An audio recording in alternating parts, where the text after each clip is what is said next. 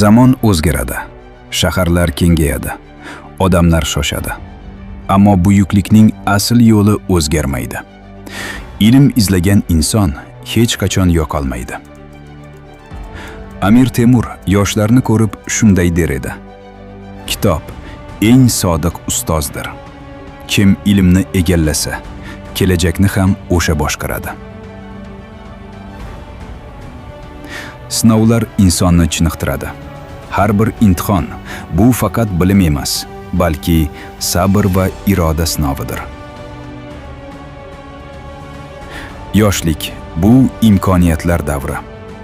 Maqsadingiz katta bo'lsin. Ilm bilan qurollaning. Bugun so'z dunyoni o'zgartirishi mumkin. Fikringizni erkin ayting. Uni ilm va tafakkur bilan mustahkamlang. Hayot tez oqadi.